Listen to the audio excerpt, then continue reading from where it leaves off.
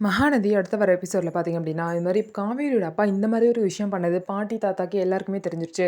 காவேரி, விஜயும் பார்த்தீங்க அப்படின்னா வீட்டுக்கு வந்துட்டாங்க. எல்லாரும் கொடைக்கானல்லேருந்து கிளம்பி அவங்கவங்க வீட்டுக்கு வந்துட்டாங்க.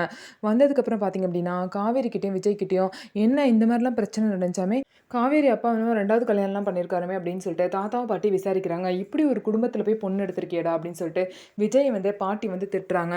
"என்ன பாட்டி இப்படி பேசுறீங்க? இந்த பிரச்சனைலாம் இப்படி நடந்ததே எங்களுக்கு இப்ப தான் தெரிய வரும். இப்படி ஒரு விஷயம் எங்க அப்பா பண்ணியிருக்கதே எங்களுக்குலாம் தெரியாது" அப்படின்னு சொல்லிட்டு காவேரி சொல்றாங்க. "உங்களுக்கு இந்த விஷயம் தெரியாது அப்படிங்கிறது தான் ஷாக்கு. ஆனா நாங்க இப்படி ஒரு இடத்துல பொண்ணு எடுத்து ஏமாந்துட்டோமே அப்படிங்கிற ஒரு எண்ணத்துல இருக்கோம்" அப்படின்னு சொல்லிட்டு அ விஜயோட சித்தியும், பாட்டியும் பேசுறாங்க. இத கேட்டு காவேரி ரொம்பவே கஷ்டப்படுறாங்க. அதுக்கப்புறம் பார்த்தீங்கன்னா, திரும்ப திரும்ப பாட்டி விஜயோட வாழ்க்கையே வீணா போச்சு. அவன் அவனோட வாழ்க்கைய வாழாம இந்த குடும்பத்துல என்ன பிரச்சனை நடக்கும்? எப்படி சரி பண்ணலாம்னு சொல்லிட்டு அதிலேயே தான் கவனம் இருக்கு. அவன் வாழ்க்கையே வீணா போச்சு அப்படின்னு சொல்லிட்டு பாட்டி புலம்புறாங்க.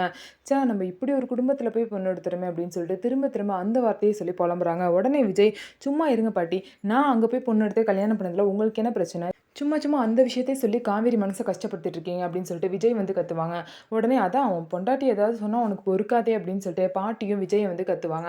அதுக்கப்புறம் காவேரி கூட்டிட்டு விஜய் அவரு ரூமுக்கு போயிருவாரு. இன்னொரு சைடு பார்த்தீங்க அப்படின்னா, தன்னோட புருஷன் பண்ண துரோகத்தினால ரொம்பவே சாரதா மனம் உடைஞ்சிருக்காங்க. இனிமே நான் யாருக்காக வாழணும்? நான் சாக போறேன் அப்படின்னு சொல்லிட்டு பார்த்தீங்கன்னா, ரூம சாத்திக்கிட்டு தூக்கு போட போறாங்க. ஆனா அவங்கள காப்பாத்த அங்க யாருமே இல்ல. கங்கா பார்த்தீங்க அப்படின்னா பிரெக்னன்ட்டா இருக்காங்க. இன்னொரு சைடு பாட்டி வயசானவங்க.